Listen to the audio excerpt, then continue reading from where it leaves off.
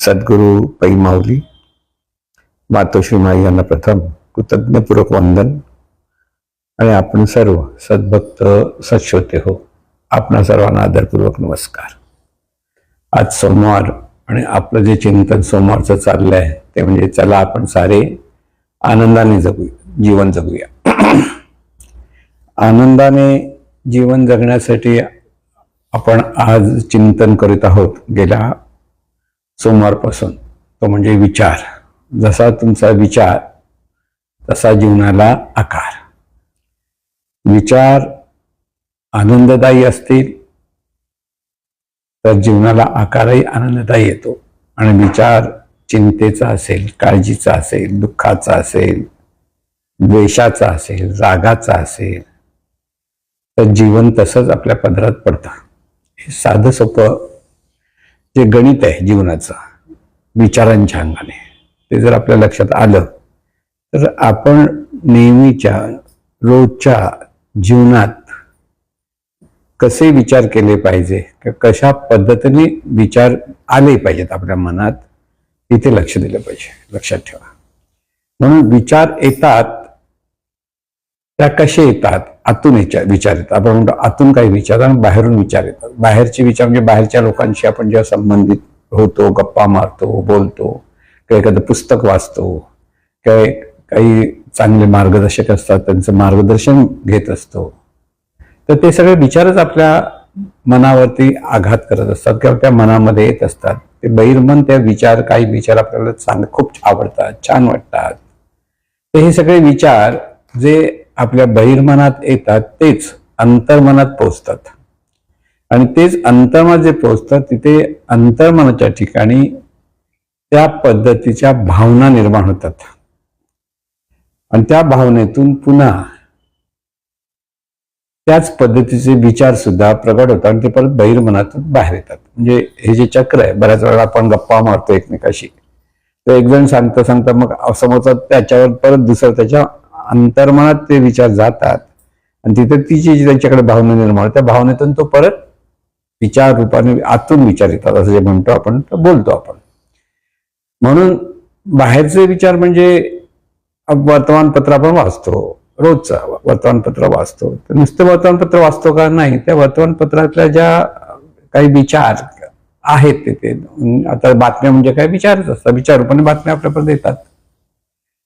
आता ह्या बातम्या येतात, त्या बातम्या वाचताना आपल्या मनामध्ये कशा भावना निर्माण होतात आणि त्या भावनेतून विचार परत आपल्या मनात येतात आणि त्या मनातून परत आपण कोणाशी बोलताना ते बोलून दाखवतो. म्हणजे हे चक्र सतत चालू असतं. आता हे जे विचार बाहेरून, म्हणजे आता वर्तमानपत्र वाचताना चांगले विचार आणि वाईट विचार दोन्ही येऊ शकतात. कसं? आजचा काळ बघायला तर युद्धाचा काळ म्हटलं जातं की सगळीकडे युद्ध आहे, इथे बॉम्ब वर्षा झाला, इथे क्षेपणास्त्र टाकली गेली, अनेक माणसं मारली गेली जात आहेत. हे सगळं काही तिथे वर्तमानपत्र आलं. सकाळी सकाळी तुम्ही देवाचं चिंतन करत सोडून हेच चिंतन करावं, अरे बापरे कसं आहे हे जीवन, कसं आहे जीवन. म्हणजे वास्तवता आहे, असं नाही की ती वास्तवतेकडे डोळेझाक करायची, पण तिथे आपली मनस्थिती कशी असली पाहिजे ह्याचा विचार करा. इथे मनस्थिती जर त्या वर्तमानपत्रातल्याच वाईट गोष्टींमुळे जर बिघडली तर विचार तसेच अंतर्मनातून आपल्या बाहेर येतात. तसे निराशाजनक विचार किंवा द्वेषाचे विचार, मत्सराचे विचार सर्व काही येतात. म्हणून विचार आतून येणं ही एक जी प्रक्रिया आहे ती बाहेरील आपण, म्हणजे हे बहिर्मन आपलं डोळ्याच्या द्वारे, कानाच्या द्वारे, नाकाच्या द्वारे, म्हणजे पंच ज्ञानेंद्रियाच्या द्वारे जगाशी संबंध जोडतो आणि जगासंबंधीचं ज्ञान गोळा करतो. म्हणजे विचाराच्या अपेक्षा ज्ञान गोळा करतो आणि हे विचाराचं ज्ञान गोळा केलं ते अंतर्मनात पोचतं आणि अंतर्मनात असलेल्या अंतर्मनाच्या पॅटर्न प्रमाणे, तिथं अंतर्मनाचा संस्कारातून एक पॅटर्न तयार असतो, त्याप्रमाणे आपल्या मनामध्ये जसा पॅटर्न आहे त्या पॅटर्नच्या अनुषंगाने तसेच विचार आपण आपल्याला परत प्रदर्शित करत असतो. लोक भांडतात म्हणजे काय करतात? विचारच एकमेकांना देत असतात, रागाचे असतात, वेडेवाकडे विचार करतात, काही असतात. पण एक जर असं का रे बोलत, अरे बोलत तो, अरे बोलत आणि का रे बोलायचं, म्हणजे हे नुसते शब्दोच्चार म्हणजे खरे विचारच असतात. विचार शब्द रूपाने प्रगट होतात आणि तिथे मग भांडण तंट म्हणजे रागाचे विचार जास्त असतात, तिथे सुविचार नसतात. रागावला आणि सुविचार बोलायला लागला असं कधी होतं का? नाही. कुविचारच बाहेर पडतात, लक्षात ठेवा. म्हणून कोणत्या भावना आपल्याला जोपासायच्या आहेत आणि कोणत्या भावना आपल्याला जोपासायच्या नाहीत हे लक्षात घ्या. इथे आपल्या ठिकाणी सतत सहजपणे चांगलेच विचार यावेत, ते असायला हवेत आतून, आणि आपण चांगलेच विचार करायला हवेत हे बहिर्मनाच्या अंगाने. इथे आपलं लक्ष होण्यासाठी आपण काय केलं पाहिजे हा विचार करा. विचार केल्याशिवाय नाही करणार. सांगितलं की सद्भावना असतील तर त्यातून चांगले विचार. बघा, एखाद्याचा वाढदिवस असतो. आता वाढदिवस म्हटल्यानंतर सगळेजण वाढदिवसाच्या शुभेच्छा, हॅपी बर्थडे वगैरे सगळं सांगतात. सकाळी उठल्यापासून रात्री 12 वाजल्यापासून काही लोकांची सुरुवात होते. हे विचारच असतात ना की बाबा अरे तुम्हाला चांगलं आयुष्यामध्ये सुखाने राहा, आनंदाने राहा, ही सगळ्या सद्भावना येतात. त्यामुळे काय होतं, ज्याचा वाढदिवस होतो खुश होऊन, कारण विचारांचा प्रभाव असतो. आणि त्या विचारांच्या प्रभावाखाली वाढदिवस ज्याचा आहे तो, त्या लहान मुलं तर किती खुश असतात, कारण त्यांना केक खायला मिळणार असतो, लोक कौतुक करणार, गिफ्ट देणार.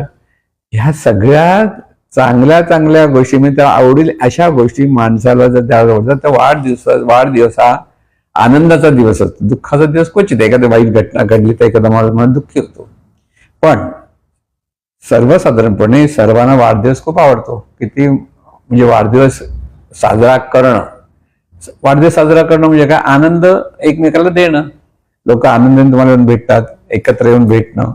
म्हणजे विचार चांगले येण्यासाठी चांगल्या सद्भावना याव्या लागतात आणि चांगल्या सद्भावनासाठी त्याची चांगली परिस्थिती निर्माण करावी लागते. विचाराकडे बघा, प्रॅक्टिकल ह्या गोष्टी लक्षात घेत आपल्याला सतत चांगले विचार करायचे असेल तर काय, आपल्या आजूबाजूला तशी चांगले लोक जे आपल्याशी चांगले संवाद साधतायत, चांगल्या गोष्टी सांगतायत, ते आपल्या आजूबाजूला आपल्या मनासारखी परिस्थिती की ते आपल्याला बरं वाटतंय, शांत वाटतंय, तर आपल्या ठिकाणी ते चांगले विचार यायला ती अनुकूल परिस्थिती असते. आणि त्याच वेळेला लोक भेटतात आणि लोक त्याप्रमाणे कौतुक करतात, चांगल्या चांगल्या गोष्टी सांगत असतील, तिथे विचार येत असतात. लक्षात घ्या, म्हणजे इथे चांगले विचार येतात, तिथे आपोआप वाईट विचार येत नाही. म्हणून साधा वाढदिवस म्हटला प्रॅक्टिकल तरी वाढदिवसाचा पाहून आपल्याला आनंद असतो. त्या दिवशी ज्याचा वाढदिवस तो माणूस खुश असतो. अरे किती लोक शुभेच्छा देत आहेत ह्या खुशीमध्ये असतो. एकसारखे मोबाईलवर कोण पण व्हॉट्सअप पण पाठवतात आणि प्रत्यक्ष फोनही करून ते कौतुक करत असतात. म्हणजे ह्या सगळ्या गोष्टीतून एक लक्षात घ्या, आपल्याला चांगले विचार करायला आपला रोजच वाढदिवस आहे हा विचार करायला काय वाईट आहे. रोजच वाढदिवस आहे ही जरी भावना, आणि खरोखर रोजच वाढदिवस असतो. रोजच आपलं शरीराचं वय वाढत असतं आणि ज्ञान वाढत असतं, या दोन गोष्टीचा वाढदिवस असतो. म्हणून हे वाढदिवस साजरा करायचा आहे का, कारण तिथे त्या वाढदिवसातून दिवसाच्या अपेक्षेत आपण आनंदाने राहायला लागतो. कधीच चुकून हल्ली फेसबुकवर कुठचाही वाढदिवस कुठचाही तारीख सांगितली जाते, काहीतरी असे फीडबॅक बरोबर मिळत नसे आणि आपण चुकून त्या व्यक्तीला बोला अरे तुझा वाढदिवस आहे, तोही खुश होतो. पण नंतर अहो माझा वाढदिवस नाही असं तर सांगतो, का रागवत नाही कधी. पण इथेच आपण जेव्हा सद्विचार देतो, सद्भावना देतो, त्याच्यातून आपल्याला चांगले विचार करायची वृत्ती तयार होते, आतूनही चांगले विचार येतात. म्हणून उत्सव आपल्याकडे साजरे केले जातात. आपल्याकडे गंमत अशी की अनेक उत्सव आहेत आणि अनेक उत्सव म्हणजे तिथे मग आधी दिवाळी येते, दिवाळीनंतर परत पुढे आजमध्ये दिवाळीच्या अगोदर दसरा असतो, दसऱ्याच्या अगोदर नवरात्र असते, नवरात्रीच्या अगोदर सर्वपित्री अमावास्या असते, सर्वपित्री अमावास्याच्या अगोदर, म्हणजे असं जे आहे ते एकामागोर एक उत्सव आपण बघायला गेलो की अगदी दिवाळीनंतर तुळशीचं लग्न येतं, तुळशीचं लग्न मग सर्वांचे लग्न लागायला लागतात. म्हणजे एका बाजू आपण लग्नात जातो का रडत जातो का? हो नाही, लग्नात तर चांगले कपडे घालणार, छान दिसणार, हसत हसत सगळ्यांची बोलत राहणार, कारण तो आनंदाचा दिवस असतो. तिथे समोरच्याला आनंद देत असताना आपणही आनंदी होतो. इथे अनिष्ट विचार येत नाही. जर मनापासून आपण सगळ्यांशी सद्भावनेने पाहायला लागलो, वागायला लागलो, तर आपल्याला चांगले विचार येण्यासाठी उत्सव साजरे करणं, हे चांगले विचार करण्यासाठी ऋषीमुनीने आपल्याला दिलेले आहेत. आपल्या पूर्वजांनी आपण सद्भावनेने दिवाळी म्हटलं की दिवाळी यायच्या अगोदर आपण किती आनंद असतो, हे घ्यायचंय ते घ्यायचंय ते करायचं अगोदर म्हणतो आपण खर्च करणार नाही, काही नाही करणार, असं ना कमीत कमी करूया. कमीत कमी म्हणतात दिवस जवळजवळ आला की उत्साह एवढा वाटतो की जाऊ दे खर्च करूया, असंही होतं. आनंद म्हणून उत्सव, गणेशोत्सव, गणपतीचे उत्सव, तिथे आनंद, तिथे आनंदासाठी उत्सव आहेत. आणि आनंद कधी, तिथे विचार आपले आनंदाचे असतात म्हणून आनंद असतो. प्रत्येक गोष्टीच्या मागे हा विचार, आणि विचाराच्या मागे जर आनंददायी भावना असेल तर तिथे, आणि त्याच्या मागे जर गणेशोत्सव किंवा श्रीकृष्णाचा जन्मोत्सव, दहीहंडी, नंतर आता होळीचे सण येतात, रंगपंचमी करतात, हे सगळे कशासाठी असतात? खरं म्हणजे आनंदाने जीवन जगण्यासाठी असतात. आनंदाने कधी जवळ एखादा समूह चांगल्या गोष्टीने एकत्र येतो तेव्हा तिथे आनंद असतो, तिथे सहज आनंदाने आपल्याला जीवन जगता येतं. तर इथे महत्वाचा मुद्दा लक्षात ठेवायचा, शहाणपण माणसाकडे असलं पाहिजे. शहाणपण नसेल तर माणूस आनंदाने राहू शकत नाही. परंपरेने हे आलेले उत्सव आहेत, त्या उत्सवाची लोक अनेक कारणं सांगत असतील वेगळ्या वेगळ्या पद्धतीने त्यांच्या, पण त्याच्यातून आपल्याला एवढंच लक्षात आहे, उत्सवामध्ये हा समूह एकत्र, तो सत्संग तयार होतो, चांगला एक संघ तयार झाला पाहिजे, आणि त्याच्यातून एकमेकाला आनंद देण्याची तिथे सद्भावना असली पाहिजे, तिथे तो उत्सव आनंदाने असतो. आता रंगपंचमी हा उत्सव आपण हल्ली झाला म्हणून सांगतो. रंगपंचमीमध्ये काय करतात? कुठचेही रंग आजकाल येतात, केमिकल असतं, काही असं, एकमेकाला अशी तेलकट बिलकट रंग लावणं, किंवा लांबून फुगे अंगावर टाकणं, फेकणं, आणि ह्याच्यात काही लोकांना आनंद वाटतो, पण हा विकृत आनंद असतो. लांबून तुम्ही फुगा पाण्याचा टाकलात, पाण्याचा का रंगाचा, तो ज्या व्यक्तीच्या शरीरावर पडतो त्याला लागत नाही का? लागतो. तो जर कानावर पडला तर कानाचा पडदा फाटू शकतो, डोळ्याला लागतात, डोळ्याला अधुत्व येऊ शकतं. ह्या साधे विचार माणसाकडे नाही, शहाणपण नाही म्हणतो ते तिथे आहे. आनंदासाठी, तुम्हाला आनंद होण्यासाठी दुसऱ्याला रंगावर आनंद कसला होतो? आणि हे रंग लावूनच आनंद लावला केला पाहिजे असं का, असं कसं, असं आहे का? नाही. आपले सद्भावनेचे रंग आपल्याकडे प्रकट झाले पाहिजेत, ती रंगपंचमी आहे. म्हणजे जसे असा समूह एकत्र यायला पाहिजे, तिथे काव्य वाचन जायला पाहिजे, चांगल्या पद्धतीचे विचार सांगितले गेले पाहिजे, चांगले मार्गदर्शकांना सर्वांबरोबर एकत्र येऊन तो चांगल्या विचारातून जीवनाकडे कसं आनंदाने पाहायचं याचं मार्गदर्शन केलं पाहिजे. साहित्यिक आले पाहिजे, साहित्यिकांनी त्यांचं साहित्य त्या पद्धतीने कसे सांगून लोकांचे चांगले विचार कसे प्रगल्भ होते हे केलं, त्याला रंगपंचमी म्हटली पाहिजे. पण ही रंगपंचमी कोणालाच नको आहे. कोणतरी उचलायचं, चिखलात टाकायचं, अरे हसायचं, त्याला म्हणतात रंगपंचमी. आणि जे व्यसनी लोक असतात त्यांना खूप प्यायचं आणि गटारात जाऊन पडायचं, त्याला म्हणतात ते रंगपंचमी. कळलं ना? ही रंगपंचमी, ही बेरंगपंचमी आहे. आणि लहान मुलांना आई वडील आणि जपून सांगितलं पाहिजे की रंग उडवण्यासाठी रंगपंचमी नाही, तर सर्वांच्या आता रंगपंचमीमध्ये खरं म्हणजे रंग लावायचं म्हणजे जसं आपण कुंकू घ्यायचं आणि समोरच्या कपाळावर कुंकू लावलं, ती रंग, आणि नमस्कार केला देवत्वाच्या भावनेतून. ही जी सद्भावना आपण व्यक्त करू, किंवा तुम्ही जा पण फक्त कुंकू, अंगात तोंड बिंड रंगवायचं, कपडे रंगवायचे, आणि त्याच्यातून काय आनंद आहे? आणि दिवसभर हे करून ही मंडळी शेवटी संध्याकाळी घरी काय होतात, आंघोळ करून परत स्वच्छ होतात आणि थकून झोपतात. जी व्यसनी माणसं तर खूप पिऊन पिऊन पडतात कुठेतरी, आणि पडून मग उचलून आणेपर्यंत कसं आता उचलून येईपर्यंत ते तसेच पडलेले असतात. त्याला रंगपंचमी म्हणून शहाणपण पाहिजे. लक्षात ठेवा की उत्सव आपल्या पूर्वजांनी जे केले ते आपण सतत आनंदाने जीवन जगण्यासाठी किंवा आनंदाच्या विचारातून एकत्र येण्यासाठी असतात. आणि त्यामुळे हे जे विचार आपण म्हणतो ते विचार आपल्याकडे सतत आले पाहिजे, आणि त्या पद्धतीने चांगल्या विचारातून जीवन जातं. म्हणून साहित्यिक असतील चांगले मोठे, त्यांच्या ग्रंथांचं वाचन, पुस्तकाचं विचार, हे सातत्य टिकवण्यासाठी तुम्ही रोज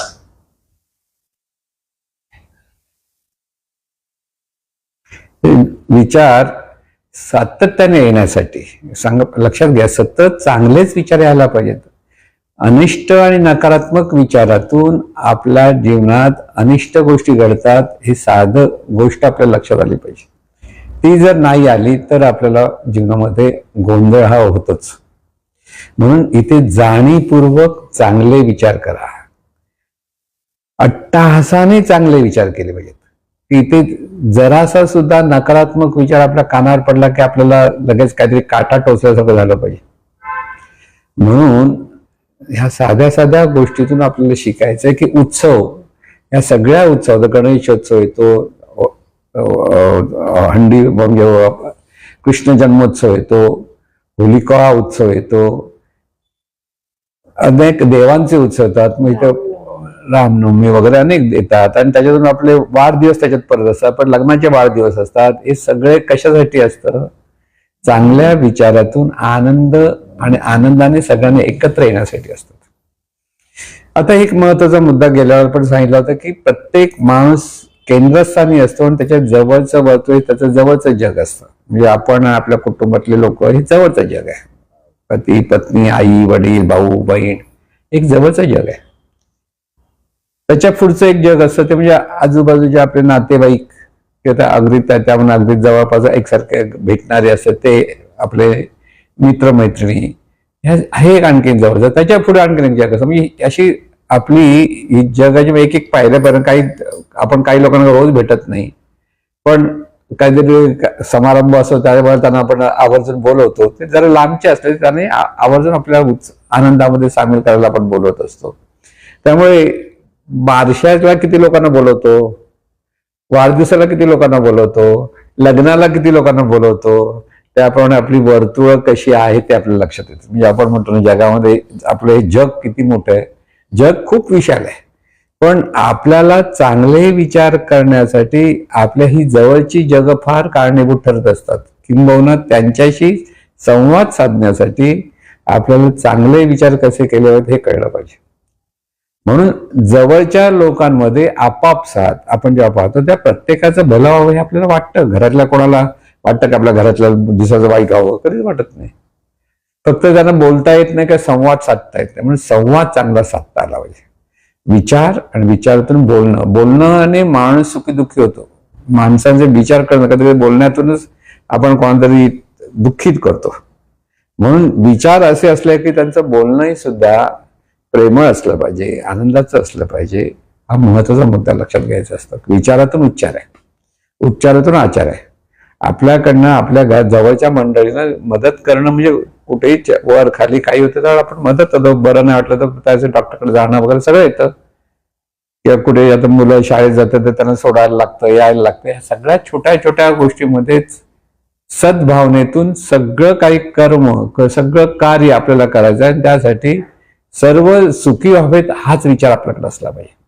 अगदी आपलं जवळचं जग आहे, कुटुंब आहे आपलं, हे आपलं जवळचं जग आहे. त्या कुटुंबातला प्रत्येक माणूस सुखी व्हावा हा विचार आपल्याला सतत असतो, पण तो जाणीवपूर्वक करा. जाणीवपूर्वक ह्या घरातली आपली ज्यावेळी आपण उठतो त्या सगळ्यांबद्दल कृतज्ञतेने नमस्कार करता आला पाहिजे.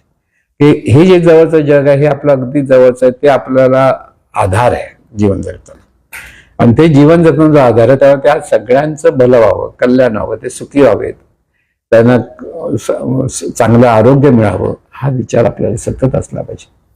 आणि त्याच्यातून जेव्हा आपण त्यांच्याकडे पाहतो, त्यांच्याशी बोलतो, तर आपलं बोलणं आनंदाचं असतं. तुम्ही म्हणजे प्रत्येक माणूस समजा कुटुंबात कुठे भांडण तंटे होतात, वादविवाद तर होतात, नाही असं नाही. आणि तो वादविवाद धरून सकाळी उठल्या परत त्या वेडवाकडं बोलायला लागला विचारातून, तर ते घराचं वातावरणच बिघडून जातं.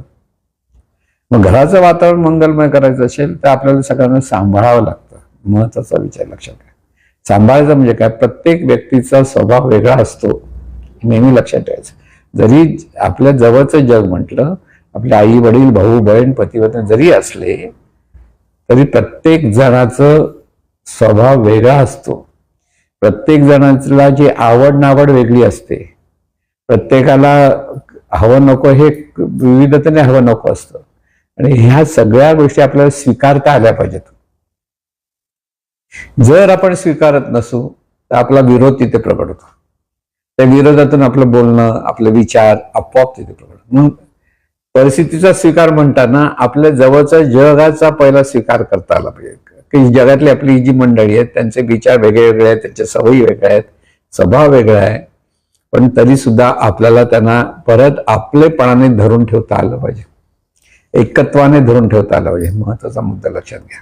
आणि त्यासाठी प्रत्येक आपल्या कुटुंबातल्या माणसाचं ते सुखी व्हावेत, अगदी असं देवाकडे प्रार्थना करणं हे अतिशय महत्वाची गोष्ट आहे. लक्षात ठेवा. म्हणजे ते देव वगैरे कळेल नंतर, आधी देवाकडे प्रार्थना करावी की आपल्या घरातली जवळची सगळी मंडळी ज्यांच्याशी आपले रोजचे संबंध आहेत त्यांच्याबद्दल आपला त्यांच्या भलेपणाचा विचार येण्यासाठी आपण देवाकडे प्रार्थना करणं, आणि त्यामुळे सद्भावना आपल्या मनामध्ये राहते आणि त्याचप्रमाणे आपण प्रत्येकाकडे पाहायला लागतो. म्हणून सगळं विचार करण्याची सुरुवात कुठून करायची? घरातून. घरामध्ये सर्व सुखी झाले पाहिजेत ही धारणा आपल्याकडे असते, पण तिला अधिक अधिक प्रबळ केली पाहिजे, अधिक अधिक ती दृढ केली पाहिजे, अधिक अधिक ती व्यापक झाली पाहिजे. म्हणून प्रत्येकाचा स्वभाव असला तरी त्याला कसं सांभाळायचं हे प्रत्येकाला कळलं पाहिजे. ज्याचा त्याचा स्वभाव, ज्याला कोणाला काय हवं आहे त्याप्रमाणे त्याला मिळावं. फक्त स्वभाव असा असता कामा नये की इतरांना दुःख देणारा स्वभाव असेल, तिथे असेल तर माणूस दुःखी होतो. म्हणून विचार करताना अतिशय सावध, बोलताना अतिशय सावध बोला. प्रत्येकाशी बोलताना कसं बोलावं, काय करावं हे आपल्याला खरं व्यवस्थित विचार करूनच करावं लागतं. आणि जेव्हा हे विचार करून किंवा ह्या अंगाने जे आपण विचार करतो ना, घर सुखी व्हायला वेळ लागत नाही. आपल्या जवळची माणसांना आपला स्वभाव आणि दुसरा प्रत्येकाचा योग्य अयोग्य प्लस मायनस प्रत्येकाच्या स्वभावात असतं. असं काही समजू नका की सगळे सर्व गुण संपन्न असतात. सर्व गुण संपन्न असं कोणा नसतं. गंमत झाली, गंमत सांगतो, विनोदाची गोष्ट आहे. एक मुलगी होती, त्याच मुलीचं लग्नाचं वय झालं होतं. आता त्या मुलीचं असं विचार होते, आता विचारच आहे सगळं की तर नवरा मुलगा श्रीमंत असला पाहिजे, चांगला सुंदर दिसायला असायला पाहिजे, चांगलं त्याच्याकडे गाडी असली पाहिजे, त्याचं स्वतःचं मोठं घर असलं पाहिजे, आपल्याशिवाय दुसऱ्या घरात आणखी कोण असू नये, राजा राणीचा संसार असायला पाहिजे, आणि मी म्हणते तसंच त्याने ऐकलं पाहिजे, माझ्या शब्दाच्या बाहेर जाता कामा नये, असं तिचं एक विचार होतं की तिला त्या विचाराप्रमाणे ती म्हणते मला. आणि म्हणून ती एका ज्योतिषाकडे गेली. तर ज्योतिषाने विचारलं काय येतो, काय म्हणे, मला लग्न करायचंय, तर मला असा नवरा मिळाला पाहिजे. ते तिने हा सगळा विचार केला. तर ज्योतिषी होता, हुशार होता. ज्योतिषी म्हणजे आपलं म्हणतो आपण ज्योतिषी, पण हुशार माणूस. त्याने तिच्याकडे बघितलं आणि म्हटलं हो मिळेल ना तुला. आणि हळूच म्हणाला परत कल्पनेत मिळेल. प्रत्यक्ष असं सर्व गुण संपन्न मिळाला, तू जे म्हणते तर सर्व गुण संपन्न सगळ्याच गोष्टी तुला मिळतील असं नाही. म्हणजे आपण कल्पनेतून विचार केले तरी ते सगळे तसे तसे पार होतील असं नाही. म्हणून ज्ञानाच्या अधिष्ठान विचार केला पाहिजे. लक्षात ठेवा, वास्तवता लक्षात घेऊन विचार करता म्हणजे वास्तवता लक्षात ठेवून जे आपण विचार करायला लागतो तेव्हा आपल्या जवळच्या जगाला सुखी करायला लागतो. आपणही सुखी आणि जगात जगही सुखी. कुठे किती कसं बोलायचं, काय बोलायचं, आणि प्रत्येक गोष्टीतून प्रत्येकाबद्दल सद्भावना कशा व्यक्त करता येतात त्या करा. सुखी व्हाल. म्हणजे सुखी होणं सोपं आहे म्हणतात ते इथे. सुखी होणं सोपं ना. आता घरात दोन नवरा बायको आहेत बघा,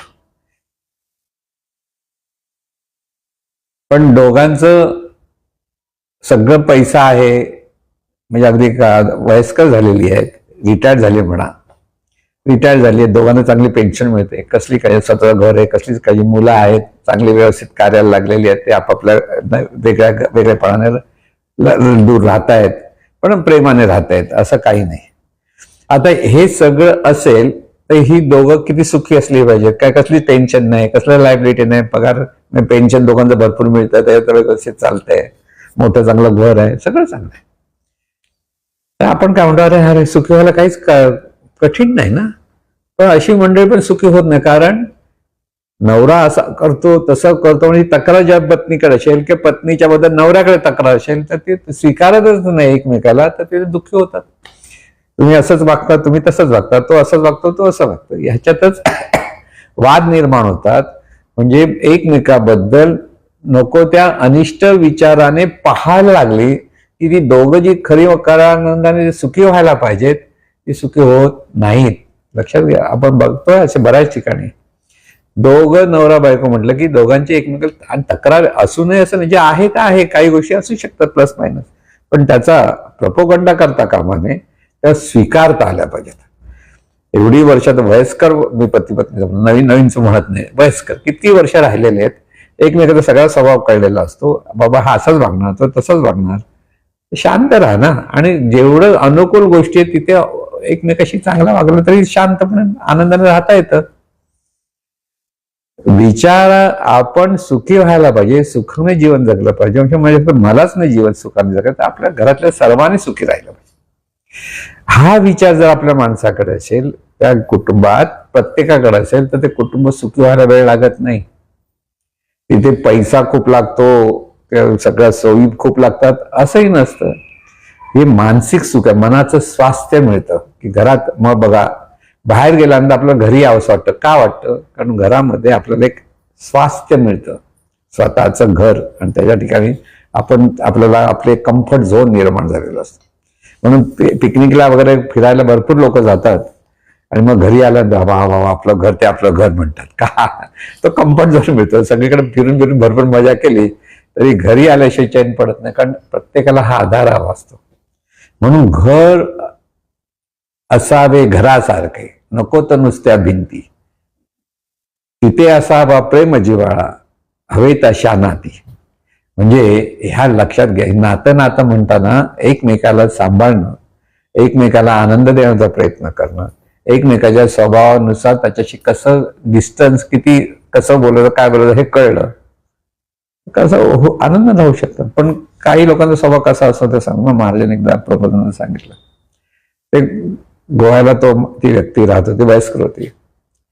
आता आपण मुंबईवर तिकडे गेलो, ते भेटले की काका कसे आहेत, की आजोबा कसे आहेत असं म्हटलं तर सर्वांना उत्तर काय, हा बरं आहे छान आहे असं म्हणणार ना, किंवा काय दुखत आहे दुखत आहे म्हणून सांग. पण ह्याचं उत्तर कसाचं, तुला कोणी सांगितलं मला काय झालं, तू असा कसा विचारतोस, विचारणारा घाबरून जातो.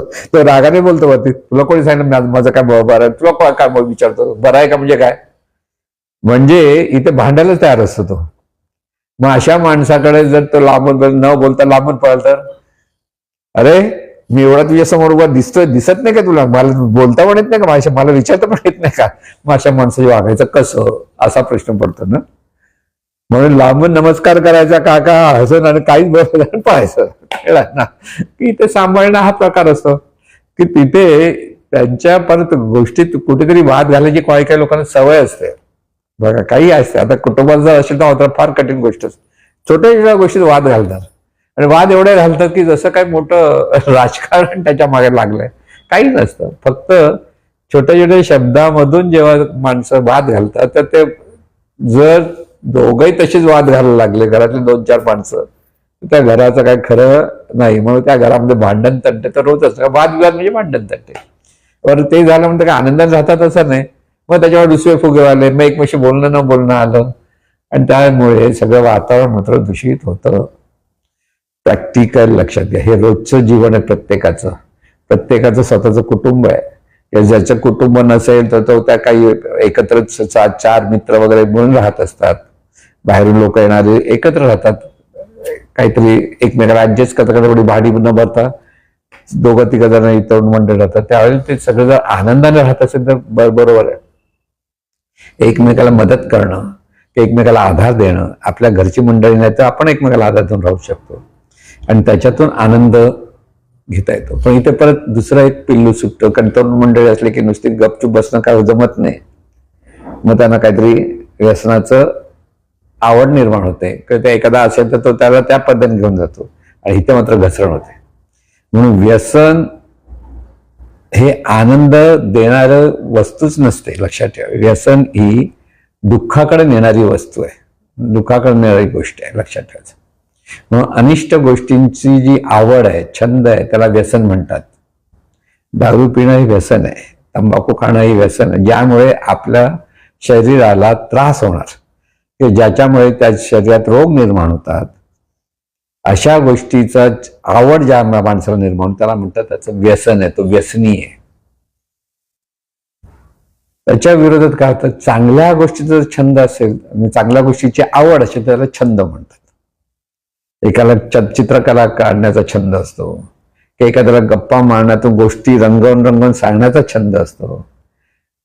असं कारण विनोदी वृत्ती असते, ते विनोदी वृत्तीतून विचार करून सांगितलं तर विनोदी वृत्तीतून एक आनंद मिळतो. एखादा विनोदी स्वभाव, अशी माणसं लोकांना आवडतात. विनोदी म्हणजे दुसऱ्याच्या व्यंगावर विनोद करणारा विनोद नव्हे, स्वतःच्या काही छोट्या छोट्या गोष्टीतून विनोद करणारे जे लोक आहेत त्याच्यातून लोकांना आवडतात. आला की आपल्याला बरं वाटतं, बरं झालं आलंच, असं होतं. पण एखादा गंभीर चेहरा करून तुमच्याकडून बसत वाट, काहीच बोलत नसेल तर आकाशाला आला, असं कधी बोलतोय कधी जातोय असं वाटतं. म्हणून आपणही ह्या गोष्टीतून, सद्भावनेतून, सद्विचारातून, सद उच्चार आपल्याकडे कसा असला पाहिजे, सदाचार कसा असला पाहिजे, ह्याचं निरीक्षण परीक्षण करायचंय आपल्याला. ते प्रॅक्टिकल गोष्टी काय करायचंय, प्रत्येकाने ते ऐकायचंय, सांगायचंय, समजायचंय. कळलं ना की ह्या गोष्टी समजेपर्यंत माणसाच्या जीवनामध्ये सुख, शांती, समाधान निर्माण होणार नाही. लक्षात घ्या.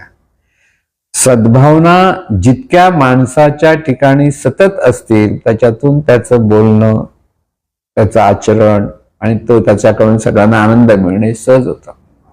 पण दुर्भावनेतून एखादा माणूस जर आपल्या जवळ आला तर त्या दुर्भावनेतून त्याच्या विचारांची व्हायब्रेशन सुद्धा त्या समोरच्या माणसाला त्रासदायक ठरतात. काही अनिष्ट विचारात आलेले लोक असतात, त्याची व्हायब्रेशन विचित्र असतात आणि तो बोलतो की आचरण करतो त्याच्यात दुःख निर्माण होतं.